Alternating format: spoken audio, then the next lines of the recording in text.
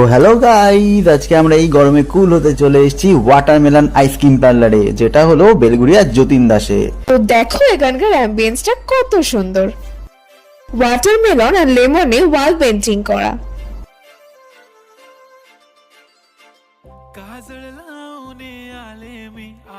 এখানে একটা দিদি আর একটা দাদা কি সুন্দর মকটেল আর আইসক্রিম সার্ভ করে।